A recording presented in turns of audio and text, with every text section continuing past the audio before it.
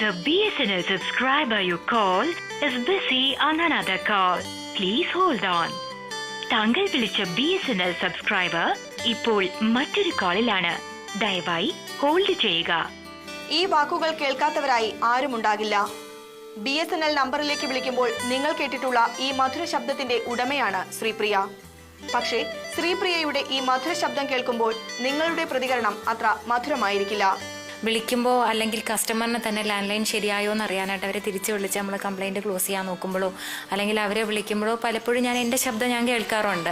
താങ്കൾ വിളിക്കുന്ന ആൾ ബിസിയാണെന്നോ അങ്ങനെയൊക്കെ പറയുമ്പോൾ ചിലപ്പോൾ എനിക്ക് തന്നെ ദേഷ്യം തോന്നാറുണ്ട്. അപ്പോൾ അത് സ്വാഭാവികമായിട്ടുള്ളൊരു പ്രതികരണം മാത്രമാണെന്ന് ഞാൻ കരുതുന്നുള്ളൂ. നമുക്ക് എല്ലാവർക്കും ഇപ്പോൾ സമയം വളരെ കുറവാണ്.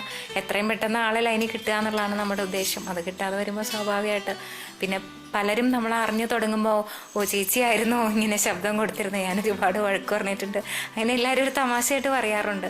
ഞാനും ആ സെൻസിലും അത് പെട്ടെന്ന് പറഞ്ഞാൽ ശ്രീപ്രിയക്ക് നടക്കുന്നതല്ല, എന്നാലും ആളുകൾക്ക് അത് കേൾക്കാനൊരു ആഗ്രഹം ഉണ്ടാവും. ചിലപ്പോൾ ആ പറയുന്നൊന്ന് പറയാൻ പറ്റുമോ? ഇപ്പോൾ എന്താണ് ഈ വിളിക്കുന്ന സബ്സ്ക്രൈബർ ബിസിയാണ് എന്ന ഒരു പ്രത്യേക ട്യൂണിലും താളത്തിലും ഒക്കെ ആണല്ലോ, അതൊന്ന് പറയാൻ പറ്റുമോ?